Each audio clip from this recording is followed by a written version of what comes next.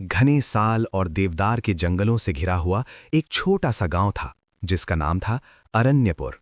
ये गांव राजमहल से बहुत दूर नहीं था, लेकिन फिर भी वहां के लोगों की जिंदगी में कभी राजमहल की चमक नहीं पहुंची।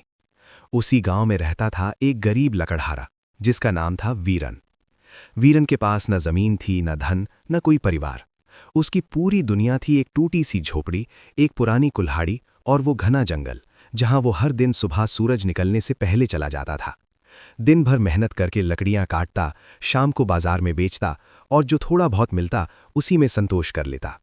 अरण्यपुर से कुछ ही दूरी पर था चंद्रगढ़ का भव्य राजमहल। ऊंची दीवारें, सोने से जड़े दरवाजे और सैकड़ों सैनिकों की सुरक्षा। उसी महल में रहती थी राजकुमारी अनाया। लोग कहते थे उसकी सुंदरता चांद को भी शर्मा दे, लेकिन उसके चेहरे की मुस्कान के पीछे एक गहरी उदासी छिपी थी। राजा अपनी बेटी से बहुत प्रेम करते थे, पर राजधर्म ने उसकी आज़ादी छीन ली थी। हर दिन दूर दूर के राज्यों से विवाह प्रस्ताव आते। कोई राजकुमार अपनी शक्ति दिखाता, कोई अपनी संपत्ति। लेकिन अनाया को इनमें से कुछ भी नहीं चाहिए था। उसे चाहिए था कोई ऐसा जो उसे समझ सके, जो उसे राजकुमारी नहीं, एक इंसान की तरह देखे।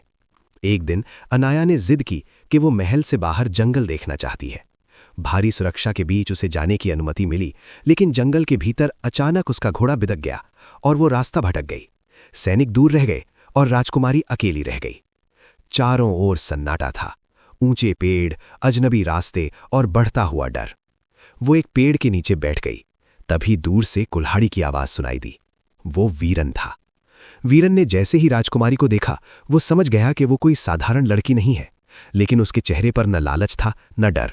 उसने बस इतना कहा कि डरने की जरूरत नहीं है, ये जंगल उसका घर है। उसने राजकुमारी को सुरक्षित रास्ता दिखाया। जब अनाया ने उसे धन्यवाद देना चाहा, तो वीरन ने कहा कि किसी की मदद करना कोई एहसान नहीं होता। ये सुनकर अनाया चुप रह गई। पहली बार किसी ने उससे बिना झुके, बिना डर के सीधी और सच्ची बात की थी। उस दिन के बाद कुछ बदल गया। अनाया बार बार जंगल आने लगी, कभी जड़ी बूटियां ढूंढने का बहाना, कभी प्रकृति देखने का, और हर बार वीरन वहीं होता। धीरे धीरे उनकी बातें बढ़ने लगी। वे जीवन के बारे में बात करते, सपनों के बारे में, दुख और खुशियों के बारे में। जंगल की उस खुली हवा में न कोई राजकुमारी थी, न कोई गरीब लकड़हारा। वहां सिर्फ दो इंसान थे जो एक दूसरे को समझने लगे थे। एक दिन अनाया ने पूछा कि अगर वीरन को सारी दुनिया मिल जाए तो वो क्या चाहेगा। वीरन मुस्कुराया और बोला कि जो है वही काफी है, उसे जरूरत से ज्यादा की चाह नहीं है। उस जवाब ने अनाया के दिल को छू लिया। उसे पहली बार एहसास हुआ कि सच्ची अमीरी क्या होती है।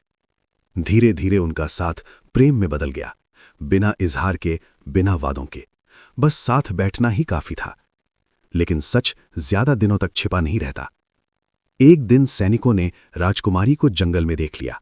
वीरन को सच्चाई पता चली कि अनाया कोई साधारण लड़की नहीं, बल्कि चंद्रगढ़ की राजकुमारी है। उसके पैरों तले जमीन खिसक गई। उसने दूरी बना ली। उसे लगा कि वो और राजकुमारी कभी एक नहीं हो सकते। राजमहल और जंगल के बीच बहुत बड़ा अंतर था।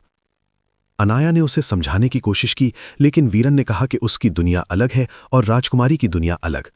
वो नहीं चाहता था कि उसके कारण अनाया को अपमान झेलना पड़े। उधर राजा ने अनाया की शादी एक शक्तिशाली लेकिन क्रूर राजकुमार से तय कर दी। ये खबर सुनकर अनाया टूट गई। वो फिर जंगल पहुंची और वीरन से कहा कि वो सब कुछ छोड़ने को तैयार है। उसे न महल चाहिए, न राजसी जीवन, उसे सिर्फ उसका साथ चाहिए। वीरन का दिल कांप उठा। वो भी उससे प्रेम करता था, लेकिन उसने कहा कि सच्चा प्रेम भागने का नाम नहीं है। अगर वो सच में उससे प्रेम करता है तो उसे उसका सम्मान बचाना होगा। उसने खुद को उससे दूर कर लिया। समय बीतता गया, लेकिन सच छिपा नहीं रह सका। जिस राजकुमार से अनाया की शादी तय हुई थी, उसका असली चेहरा सामने आ गया। उसकी क्रूरता और स्वार्थ उजागर हो गए। राजा को अपनी भूल का एहसास हुआ। उन्होंने वीरन को दरबार में बुलाया। सबकी निगाहें उसी पर थीं। एक साधारण लकड़हारा राज दरबार के बीच खड़ा था। राजा ने उससे पूछा कि वो क्या चाहता है। वीरन ने सिर झुकाकर कहा कि वो सिर्फ राजकुमारी का सुख चाहता है। अगर उसकी खुशी में उसका दूर जाना भी शामिल हो तो वो तैयार है। राजा की आंखें भर आईं। उन्हें समझ आ गया कि यही सच्चा प्रेम है। उन्होंने घोषणा की कि राजकुमारी का विवाह उसी से होगा जिसने उसे सच में समझा है। पूरा राज्य हैरान था। एक गरीब लकड़हारा राजकुमारी का वर बना। वीरन को धन नहीं चाहिए था, उसे सम्मान मिला। अनाया को सिंहासन नहीं चाहिए था, उसे जीवन साथी मिला, और इस तरह जंगल और महल के बीच की दूरी मिट गई। ये कहानी बस इतना कहती है कि प्रेम ऊंचाई नहीं देखता, दिल देखता है।